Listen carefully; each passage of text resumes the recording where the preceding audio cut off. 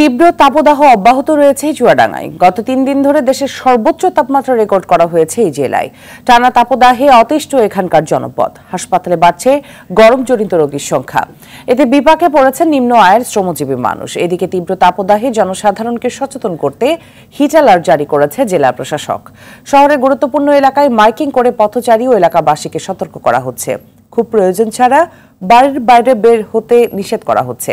শিশু ও বয়স্কদের ক্ষেত্রে বাড়তি সতর্কতা অবলম্বন করতে অনুরোধ করা হচ্ছে। গতকাল বৃহস্পতিবার চুয়াডাঙ্গায় সর্বোচ্চ তাপমাত্রা রেকর্ড করা হয়েছে 40.4 ডিগ্রি সেলসিয়াস, যা দেশের সর্বোচ্চ তাপমাত্রা। আরও কয়েকদিন এমন তাপদাহ অব্যাহত থাকতে পারে বলে জানিয়েছে স্থানীয় আবহাওয়া অফিস। 1, 2, 3 ঢাকায় জমি জিতে নিন 100% ক্যাশব্যাক সহ 20 কোটি টাকার পুরস্কার।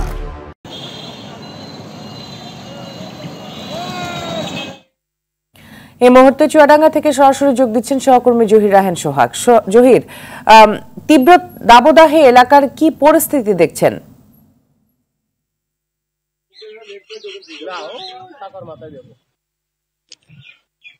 মৃত্যু সংবাদে আপনি দর্শকদের যেমনটি জানাচ্ছিলেন, আসলে তীব্র তাপদাহের কারণে কিন্তু মানুষের ভিতরে একটা অস্বস্তি থেকে যাচ্ছে। বিশেষ করে যারা শ্রমজীবী মানুষ আছেন তারা কিন্তু কাজে বের হয়েও কাজ করতে পারছেন না। একটু স্বস্তির আশায় কিন্তু তারা যেখানে ছায়া পাচ্ছেন সেখানে বসে থাকছেন, কিন্তু ভাবসা গরমের কারণে কিন্তু সেখানেও স্বস্তি মিলছে না।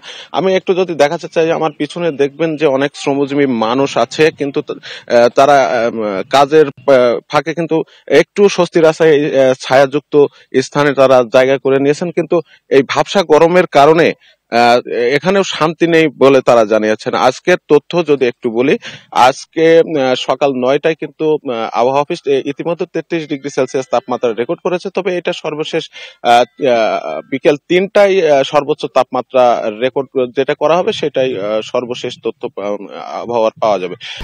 1, 2, 3 ঢাকায় জমি জিতে নিন 100% ক্যাশব্যাক সহ 20 কোটি টাকার পুরস্কার।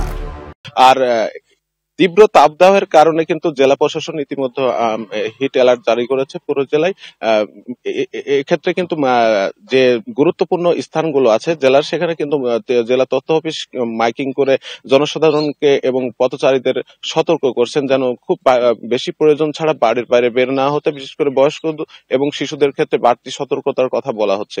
আর বেশি বেশি স্যালাইন পানি এবং ডাবের পানি খাওয়ারও পরামর্শ দেওয়া হচ্ছে। এই তীব্র তাপদাহের কারণে আমরা দেখেছি যে জেলা সদর হাসপাতাল সহ উপজেলা স্বাস্থ্য কমপ্লেক্স গুলোতে কিন্তু গরমজনিত যে রোগীর সংখ্যা সেটা কিন্তু বেড়ে চলেছে। আবহাওয়া অফিস যেটা জানিয়েছে, আপাতত কয়েকদিন এমন তাপদাহ অব্যাহত থাকবে।